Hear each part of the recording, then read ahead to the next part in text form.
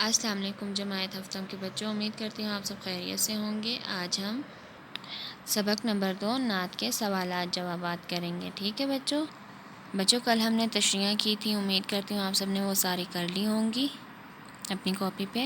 اب ہم سوالات جوابات کرتے ہیں۔ سوال ہے، سوالات کے جوابات لکھیں۔ سوال نمبر 1، آپ صلی اللہ علیہ وسلم کیسے اور کیوں ہر زمانے کے لیے رہبر ہیں؟ جواب، آپ صلی اللہ علیہ وسلم اللہ تعالیٰ کے آخری نبی ہیں۔ آپ صلی اللہ علیہ وسلم اللہ تعالیٰ کے پیغام لے کر آئے۔ حضور اکرم نے ہمیں اسلام کا درس دیا اور نیکی کا راستہ دکھایا، اس لیے آپ ہر زمانے کے لیے رہبر ہیں۔ سوال ہے، وہ حشر تک کا نصاب لایا سے کیا مراد؟ حضور اکرم قیامت تک کے لیے ایک کتاب لائے جسے قرآن مجید کہتے ہیں۔ سوال نمبر 3، کامل نظام سے کیا مراد ہے؟ جواب، کامل نظام سے مراد حضور اکرم نے ہمیں مکمل اسلام دیا، یعنی کہ مکمل دین دیا، نیکی کا راستہ دکھایا، ٹھیک ہے۔ سوال ہے، نعت میں آپ صلی اللہ علیہ وسلم کے ذاتی استعمال کی کن کن چیزوں کا ذکر کیا گیا ہے؟ جواب، نعت میں آپ صلی اللہ علیہ وسلم کے ذاتی استعمال چیزوں کے نام: نمبر 1 مشکیزہ، 2 چٹائی، نمبر 3 جو، نمبر 4 چارپائی، نمبر 5 کپڑوں کے بارے میں ذکر کیا گیا ہے۔ سوال ہے، آپ صلی اللہ علیہ وسلم کو صادق اور امین کیوں کہا جاتا ہے؟